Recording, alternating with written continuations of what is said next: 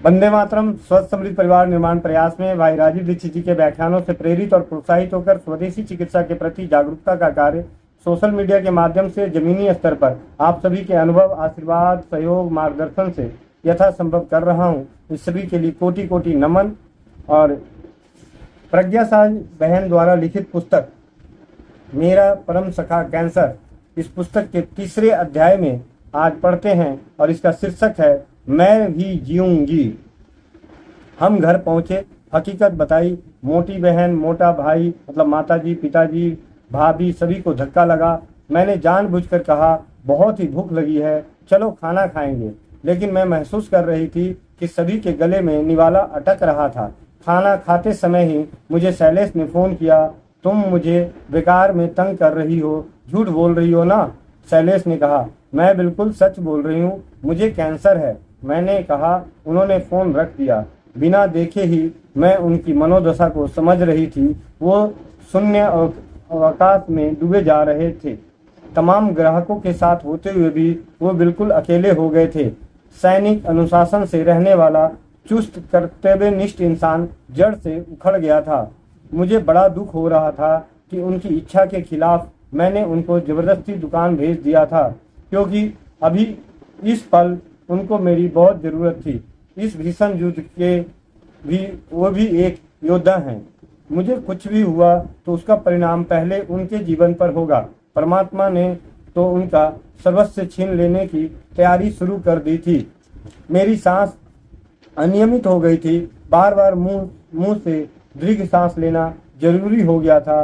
बोलते समय आवाज कांप रही थी। ऐसा लग रहा था जैसे हाथ पैरों में जान ही नहीं है।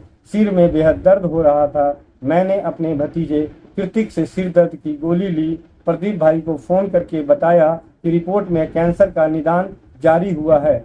हमेशा की तरह धैर्यशाली आवाज में उन्होंने कहा, घबराना मत प्रज्ञा, हम लड़ेंगे, हम योग्य उपचार करेंगे तो कैंसर को भी लगेगा कि अरे मैं गलत जगह पर आ गया।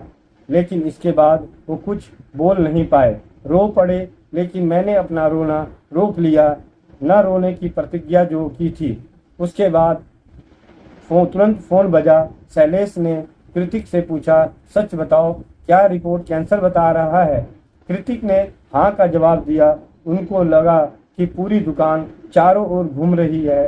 घायल अवस्था में दिन भर काम करते रहे। शाम को जब घर लौट आए तो आज तक के 15 वर्ष के सहजीवन में वो कभी इतने निराश नहीं दिखे थे। बेबस चेहरा और भयभीत नजरों से बोले, प्रज्ञा, मैं सुबह से एक ही प्रश्न भगवान से पूछ रहा हूँ, कैंसर प्रज्ञा को क्यों हुआ, मुझे क्यों नहीं? बोलो मैं क्या करूँ ताकि तुम्हारी बीमारी मुझे लग जाए। पल भर रुककर वे बगल के कमरे में चले गए। कमरे से जोर जोर की आवाज सुनकर मैं भागकर कमरे में पहुंची। देखा तो शैलेश दीवार पर हाथ मार रहे थे। उनके चेहरे की तनी हुई नसें और भाव साफ बता रहे थे कि असीम दुख से वे अपनी भावनाओं पर संतुलन खो बैठे हैं। मैंने उन्हें धीरज बढ़ाने की कोशिश की, लेकिन वह यह मानकर थी कि इस कैंसर के होने से उनका ही दोष है। कहने लगे, मैंने तुम्हें बहुत कष्ट दिए हैं। मैं हमेशा ईश्वर से प्रार्थना करता था कि भगवान मेरा पूरा परिवार सुरक्षित रखो। जो कुछ दुख देखना है मुझे दो, फिर भी ऐसा क्यों हुआ? और वो बेबस होकर रो पड़े। पहली बार उनको रोते हुए देखकर मैं अपने को रोक नहीं पाई। हाथों में हाथ थामे देर तक हम रोते रहे। धीरे धीरे मैंने उनको अपनी प्रतिज्ञा सुनाई। कैंसर के विरोध में लड़ने का मेरा निश्चय तथा इस बीमारी का सामना धैर्य से करने का मेरा इरादा उनको बताया। इस जंग में पूर्णतः सहयोग देने का आश्वासन उन्होंने मुझे दिया। उन्होंने भी सकारात्मक दृष्टिकोण रखने का निर्णय लिया। दोपहर लगभग 1 बजे मेरा 14 साल का बेटा कर्णिक पाठशाला से घर लौटा। आते ही उसने पूछा, रिपोर्ट क्या आया?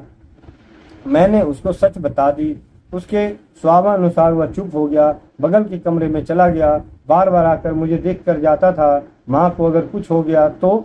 शाम को 6 बजे मेरी 12 साल की बेटी बरनाली और ज्योति का 7 साल का बेटा तेजन घर आए।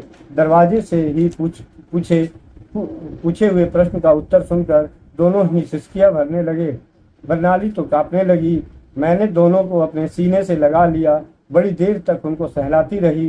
ये नन्हे बच्चे इतना ही जानते थे कि कैंसर का मतलब मृत्यु। अब माँ तुरंत ही चली जाएगी, इस विचार से बेचारे डर गए थे। मैं बार बार उनको समझा रही थी, सुनो मुझे कुछ भी नहीं होगा, मैं मरने वाली नहीं हूँ। हम चिकित्सा दवा दारू करेंगे, ऑपरेशन करवा लेंगे, बस फिर मैं ठीक हो जाऊंगी। अपनी मीरा बहन अभी जिंदा है, मैं भी जिंदा रहूंगी। आंखें पोंछते हुए अविश्वास की नजरों से बच्चे मेरी तरफ देख रहे थे। उनको लग रहा था कि माँ तो हमेशा सच ही बोलती है, लेकिन क्या यह सच होगा?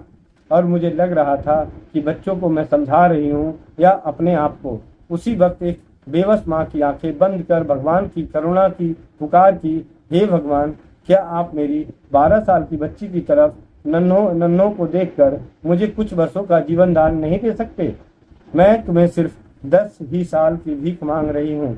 सचमुच शुरुआत में ऐसी ही कठिन परिस्थितियों में यदि रुगन अपने आप को संभाल ले तो इससे बाहर निकलना सिर्फ आसान ही नहीं, मुमकिन भी हो सकता है।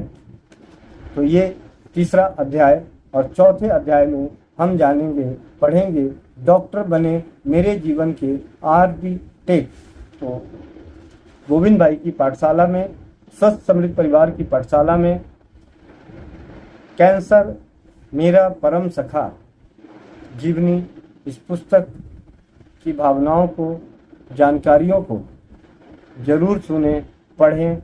वंदे मातरम, जय हिंद, जय भारत, जय राज्यवाद।